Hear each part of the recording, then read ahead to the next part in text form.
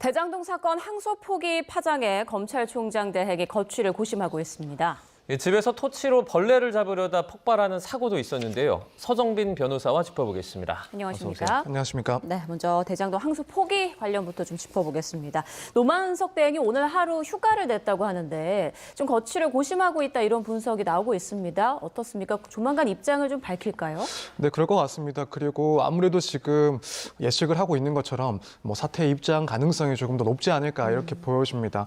지금 상당히 이제 검찰 내부에서는 심각하게 반발을 하고 있는 사항인데 권한 대행의 이제 항소 포기 결정으로 인해서 일선 검사장 18명을 포함을 해서 검찰 내 상당수의 그런 간부들 그리고 실무자들이 이제 공개적으로 반발을 하고 또 해명과 책임을 요구를 하고 있는 상황입니다. 그래서 이 법리적인 근거가 없는 결정이었기 때문에 납득이 되지 않는다라고 상당히 이제 강도 높은 내부 비판이 이어지고 있는 상황인데 지금 보도에 의하면 노만석 대행은 하루 정도 쉬면서 고민을 할 것이다. 검사가 아닌 인간 노만석으로 살고 싶다 이런 심경을 토로한 것을 봤을 때는 결국에는 이제 사태와 관련된 그런 입장이 나오지 않을까. 특히 이제 총장 대행으로서 검찰을 사실 지켜보면은 검찰 조직에 대한 내부 구성원들의 그런 신뢰라든가 혹은 충성도가 상당히 중요하게 작동을 하는 그런 조직입니다. 예. 그런 조직에서 이렇게 총장 대행을 향해서 강력한 비판들이 상당수 나왔다라고 하는 것은 추후에 권한 대행의 업무를 계속한다 하더라도 결국에는 검찰의 그런 내부적인 신뢰라든가 혹은 조직 장악력에 있어서 상당히 큰 차질이 발생할 수가 있다라고 보여지는 그런 수준이기 때문에 결국에는 입장을 공개를 할 때 사퇴 이야기가 조금 나오지 않을까 전망을 하고 있습니다. 네. 변호사님은 법무부에도 좀 계셨잖아요. 그래서 그 정성호 법무부 장관과 이 노만석 총장 대행의 어떤 입장 차이가 좀 어떻게 느껴지십니까? 일단 지금 노만석 대행의 이야기를 조금 요약을 하자면 당시에 이제 이런 결정을 하는 데 있어서 용산 그리고 법무부의 관계를 고려할 수밖에 없었다. 이런 외부적인 상황에 영향을 많이 받을 수밖에 없었고 최종적인 결정권을 행사하기는 했지만 이렇게 윗선의 뜻을 거스를 수 없는 검찰의 그런 어려운 현실이 어쩔 수가 없었다라는 취지로 이야기를 하고 있는 것 같습니다. 네. 이에 반해서 정성호 법무부 장관은 이제 신중하게 판단하라라는 정도의 일반적인 의견은 전달했었지만 구체적으로 항소 포기를 지시한 것은 아니고 일단 내용 면에서도 항소를 포기하는 것은 이 사건에서는 형량도 구형보다 높게 나온 사람들도 있고 또 범죄 수익 추진 같은 경우에는 민사로도 진행이 되고 있기 때문에 문제가 없었다라고 이야기를 하고 있는 것 같습니다. 일단 법무부를 포함한 이런 행정부처에서 특정 사안에 대해서 이런 표현을 많이 씁니다. 신중 검토 의견이라는 표현을 많이 쓰는데 사실 보통 그런 경우에는 이제 긍정이 아니라 부정적인 입장이다라는 것을 조금 표현하는 방식이긴 합니다. 그래서 물론 이제 이 신중하게 검토하라는 지시가 구체적으로 어떤 내용까지 포함을 시켰는지 또 그 상황이 어땠는지 이건 따져볼 문제긴 하지만 일단 이 정도 내용이 나왔다라고 한다면 적어도 항소에 대해서는 조금 부정적인 입장을 내비친 것 아닌가 그렇게 분명히 해석이 될 수 있는 여지가 있었다라고 개인적으로는 생각이 됩니다. 그래서 이런 점등 어쨌든 영향을 받은 결정일 수 있다라고 생각은 일단 개인적으로 하고 있고 사실 이전부터도 법무부 장관이라든가 그리고 검찰총장의 대립이 없었던 것은 아닙니다. 물론 법무 정책과 관련해서는 크게 대립각을 세울 필요는 없지만 특히나 이제 정치적으로 사회적으로 민감한 그런 사건의 처리에 있어서 이 장관이나 혹은 총장의 그런 입장이 다를 때 사실 그런 갈등들은 이제 표면화되는 경우들이 있었습니다. 특히 일단 법무부 장관은 한편으로는 검찰에 대해서 총괄적인 감독을 하는 지위이기도 하지만 또 한편으로는 정치인이고 또 검찰총장 같은 경우에는 어쨌든 독립성을 상당히 강조를 하는 그런 검찰 조직의 수장이기 때문에 특별한 그런 사건들에 대해서 의견이 달리면은 사실 그런 대립들이 표면화되긴 했었는데 결국 이 사건 역시도 이 사건의 민감성이 상당히 중요했다. 그래서 이런 입장 차이가 나오고 있다라고 보여지고 또 한편으로는 아무래도 지금 검찰의 그런 개혁과 관련된 흐름 사이에 있는 이런 사건이다 보니까 더욱 이런 갈등들이 부각되지 않았나 이렇게 보여집니다. 네, 정성호 장관이 좀 부정적인 의견을 내비친 건지 아니면 노만석 총장 대행이 그렇게 해석을 한 것인지 여기에도 지금 의견이 계속 분분한 상황입니다. 자, 검찰 내부에서는 말씀드린 대로 계속 지금 반발이 터져나오고 있는 상황인데 일각에서는 윤 전 대통령 구속 취소 때 검찰의 행태와 좀 비교하는 그런 시각도 있더라고요. 네, 그렇습니다. 사실 저도 저도 다른 개별적인 사안에 대해서 그때 사건에 대해서는 이렇게 했는데 왜 지금 사건에서는 이런 식으로 조직적으로 반발을 하고 혹은 의견을 표명하느냐. 사실 이러한 지적들을 논리적으로 봤을 때는 그리 타당하다라고까지는 생각을 하진 않지만 적어도 지금 이 정도 사건 그리고 이 정도 국면에 있어서는 이런 지적들이 분명히 의미가 있고 또 검찰에 대해서는 상당히 좀 뼈아픈 지적이 아닌가라고 생각이 됩니다. 이제 개별 사안들이긴 하지만 상당히 이 당시 상황과 닮은 점이 있습니다. 당시에도 결국 구속 취소가 됐을 때 이 법원에서는 구속 기간의 산정 방식에 대해서 그동안 검찰 그리고 법원이 해왔던 그런 실무적인 법률 해석에 대해서 제동을 걸었었고 여기에 대해서 검찰은 항소를 하지 않고 그냥 물러섰습니다. 그런데 지금 사건 같은 경우에는 이제 검찰의 그런 기존 관례와 비슷하게 다른 그런 판단을 하게 된 상황임에도 불구하고 이제 와서는 사실 문제 제기를 집단적으로 한다라는 것은 결국에는 이 사건마다 혹은 상황에 따라서 검찰 입장이 다른 것 아닌가라는 그런 비판 그리고 지적들에 대해서는 좀 피하기가 힘들지 않나라는 생각이 듭니다. 그래서 그때도 그렇고 지금도 그렇고 검찰 입장에서 그동안의 관례라든가 혹은 실무적인 상황과 맞지 않다라고 한다면 일관적으로 거기에 대해서 조금 그런 주장을 해오는 것이 맞지 않았나. 그렇다면 지금 시점에서 특히 국민들 입장에서 봤을 때 왜 이 사건에 대해서는 집단적으로 그런 반발을 하고 그때 가서는 가만히 있었는가 여기에 대해서 크게 의문을 비추는 것은 어쩔 수가 없다. 상당히 좀 뼈아픈 지적이다 이렇게 생각이 됩니다. 네. 이번 항소 포기로 그 대장동 일당의 범죄 수익을 환수할 수 없다라는 시각도 있고요. 반면에 민사로 환수할 수 있다 또는 민사로 환수하는 게 더 정당하다라는 의견들이 있는데 이건 어떻게 평가하세요?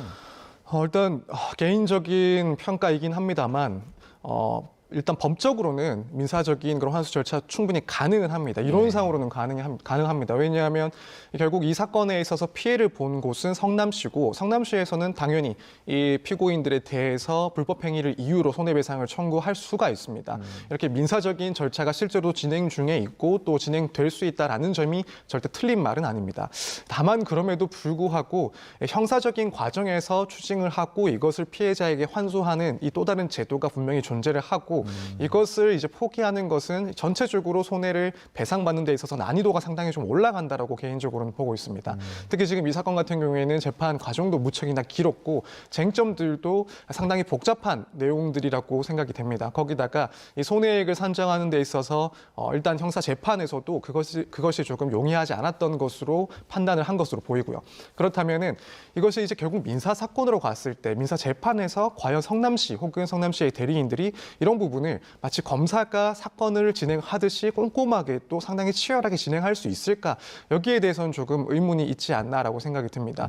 이제 검찰 입장에서는 아무래도 유죄 판단을 받기 위해서는 그 혐의를 상당히 입증을 해야 되고 이 손해액도 특히나 이렇게 큰 사건에 있어서는 추징금을 정하는 데 있어서 상당히 신중하게 또 꼼꼼하게 사안을 파악하고 진행할 수밖에 없습니다. 그렇다면은 형사 사건에서 사실 이 손해액을 증명하는 것이 현실적으로는 조금 더 난이도가 낮지 않았을까? 적어도 성남시 입장에서는 그렇게 판단을 할 수 있는 지점이다라고 보여집니다. 따라서 이번에 사실 항소에 있어서 항소를 포기하는 데 있어서 물론 이제 형량과 관련해서는 다른 사건들과 비교했을 때 검찰이 항소를 포기하는 것, 항소하지 않는 것도 충분히 가능했다라고 보긴 하는데 다만 이제 검찰의 추징을 요구했던 그 금액에 현저히 미치지 못하는 금액으로 일단 1심에서 판결이 났기 때문에 적어도 이 금액 부분에 있어서는 검찰이 조금 더 다퉈볼 필요가 있지 않았나라는 생각이 들고 지금은 이제 어쨌든 항소를 하지 않았기 때문에 결국 민사적인 문제로 처리가 될 텐데 여기에 대해서는 아무래도 이제 입증에 상당히 좀 어려움이 있을 수 있다 개인적으로는 전망을 하고 있습니다. 그렇군요. 네, 알겠습니다. 대장동 사건 항소 포기와 관련해서 좀 짚어봤고요.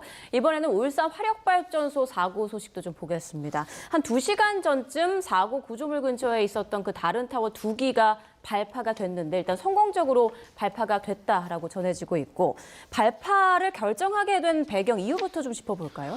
네, 결국에는 이제 이 구조 현장에서 2차 붕괴 위험을 가장 우려했기 때문에 먼저 이 양측에 있는 타워들을 철거하는 수순을 밟은 것이다라고 보여집니다. 사실 지난주부터 이미 예견이 되어 있던 내용이었고 이제 피해자들의 그런 가족과 협의를 해서 이번 주부터 이 발파 작업을 진행한다라는 예고를 했었는데 결국 이 현장에서 구조에 있어서 상당히 어려웠던 부분이 뭐 해당 건물의 추가 붕괴 위험도 있지만 양측에 위치한 이 두 건물의 추가 붕괴 위험 역시도 상당히 큰 문제였습니다. 그러다 보니까 이 구조대원들이 구조하는 과정에서도 필요한 만큼의 그런 장비들을 쓰지 못하고 심지어는 이제 손으로 이런 잔해들을 헤쳐나가는 그런 모습까지도 있었는데 결국에는 2차 붕괴를 방지하기 위해서 그리고 향후에 이제 이 수습 과정을 조금 더 원활하게 위해서 안전상의 문제로 이제 양측의 그런 타워를 이제 무너뜨렸다 이렇게 보시면 될 것 같습니다. 네. 자, 실종자로 추정이 되는 4명에 대한 구조 작업이 만약에 이제 모두 끝나게 되면 그 다음에 원인에 대한 조사도 이제 진행이 될 텐데 가장 먼저 조사할 만한 분야는 어떻게 됩니까? 일단 가장 먼저 볼 문제는 결국에는 이 사건에 있어서 붕괴된 원인이 무엇인가, 이 사고의 원인이 무엇인가를 해명을 해야 됩니다. 지금 계속해서 이 사건에 대해서 그 원인에 대한 여러 가지 예측들이 있습니다. 예컨대 이 발파 작업에서 계획이라든가 혹은 이행에 문제가 있을 수 있었다. 또 한편으로는 이 건물의 그런 노후화, 구조를 제대로 이제 파악을 못했기 때문에 붕괴 사고가 발생했다라는 그런 의견들도 나오고 있고 또 그밖에 안전 장치들도 설비들도 제대로 마련되지 않은 것 아닌가라는 의문들도 있기 때문에 일단 수사기관에서는 가장 먼저 들여다볼 것이 결국 이 사건 붕괴가 발생한 이유가 무엇인지를 들여다볼 겁니다. 이제 그리고 나서 조금 더 챙겨봐야 될 것이 이 사건의 바로 그 붕괴의 원인 말고도 그 이전에 이것들을 대비할 수 있었는지 이런 붕괴 조짐이 있었음에도 불구하고 어떠한 조치가 없었는지 이렇게 사고 전에 뭔가 안전 조치가 있었는지 여부에 대해서도 이제 추가적으로 조사를 해 나갈 것이다 이렇게 보여집니다. 네, 이번 사고로 인한 인명 피해도 큰데 이번 사고가 중대재해처벌법에 해당하는지 이 부분도 관심입니다.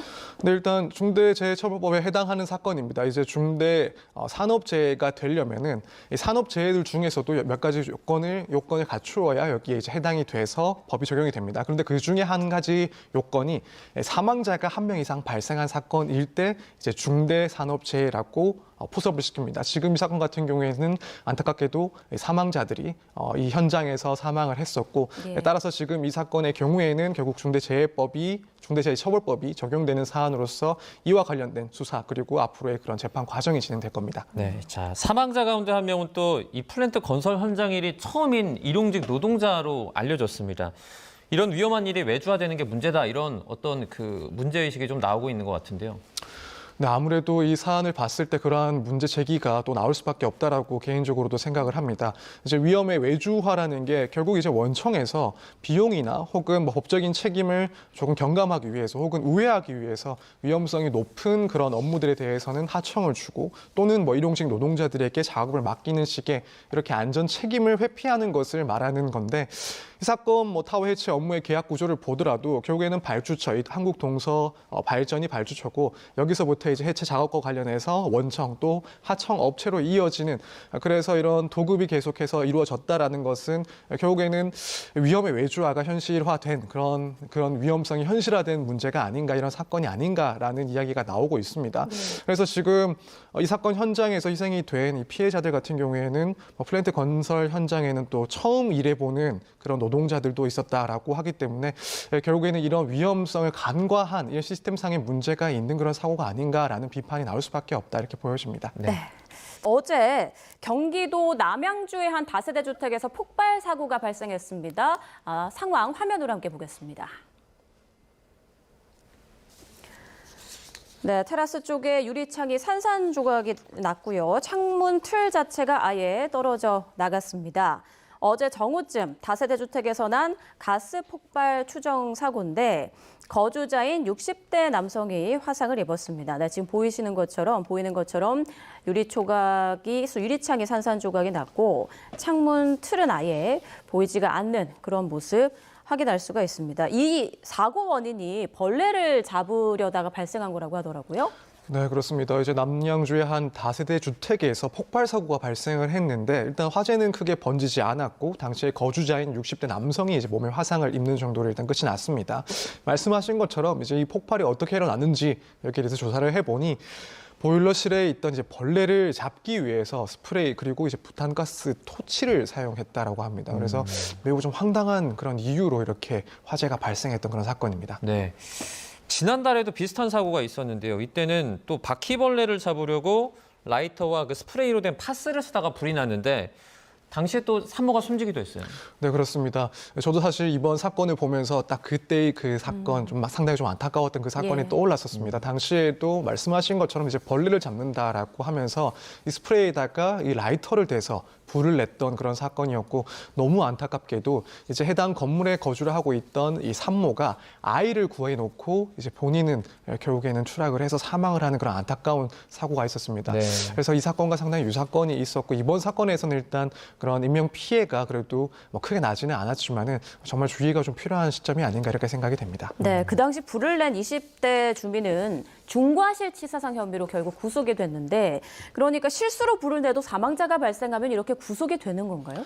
네, 일단 그럴 가능성이 상당히 높습니다. 이제 고의로 사망자가 발생할 수 있는 그런 화재를 낸 경우에는 뭐 당연히 그런 경우에는 방화범으로서 이제 구속 상태에서 수사와 재판으로 진행이 되는데 사실 실수로 불을 지른 경우에 이때는 특히 이제 사망자가 발생했다라는 그 사실이 있다라고 한다면 결국 그 부분이 상당히 중요하게 판단받을 수밖에 없습니다. 물론 이 실수의 정도도 따져보긴 할 겁니다. 그래서 정말 어쩔 수가 없는 그런 상황, 그러니까 뭐 일반인이 봤을 때도 어느 정도 뭐 안타깝긴 하지만 이해할 수 있는 그런 실수였다라고 한다면은 조금 또 법원에서는 달리 판단을 해볼 수 있긴 하겠지만 지금 이 사건처럼 실수 자체가 너무 이해가 되지 않는 그런 범행에 있어서는 사실 그런 부분을 고려할 필요는 전혀 없다라고 볼 거고 그렇다면 일단 그 결과가 너무 중대하다는 점, 결국 사망자가 이제 발생했다라는 점이 가장 중요한 그런 요소 중에 하나가 됩니다. 따라서 그 사건에 있어서도 사망자가 발생한 비극적인 그런 결과가 발생했기 때문에 그 점이 구속 여부의 가장 중요한 요인이었다 이렇게 보여집니다. 네, 실수라고 해도 참 어이없는 그런 이유인데 이런 사고 발생하면 이제 형사처벌뿐만 아니라 민사적인 책임도 질 수 있잖아요. 뭐 사망자까지 만약에 나오게 되면 어느 정도 수위로 배상 책임이 나올 수 있습니까? 일단 민사적으로는 결국 불법행위에 해당을 하는 것이고 여기에 따라서 손해배상 청구를 할 수가 있습니다. 그리고 이제 그 범위에 대해서는 몇 가지로 나누게 되는데 일단 뭐 적극적인 손해, 소극적인 손해 그리고 정신적인 뭐 피해 배상까지도 포함을 시킵니다. 일단 뭐 정신적인 손해야 이제 이 사망자가 사망할 때까지 그런 정신적인 충격이 있을 테니까 여기에 대해서 위자료를 지급하라라는 그런 판결이 나오는 거고 적극적인 손해 같은 경우에는 결국 이 사망자가 실제로 생존을 했다라고 한다면 발생할 수 있는 그런 뭐 일시상의 수익들 이 부분들은 이제 소극적인 손해라고 해서 일시 수익을 또 책임을 지게 됩니다. 그리고 적극적인 손해 같은 경우에는 뭐 사망까지의 치료비라든가 장례비와 같은 그런 비용들까지 또 부담을 하게 되고 이렇게 사망자에 대해서 손해배상을 책임을 지는 것뿐만 아니라 이 사망자의 유가족들 역시도 정신적인 피해가 발생한 것이기 때문에 이들에 대해서도 위자료의 그런 손해배상 책임까지 지게 됩니다. 네, 알겠습니다. 지금까지 서정빈 변호사와 주요 사건 사고들 짚어봤습니다. 고맙습니다. 감사합니다. 고맙습니다.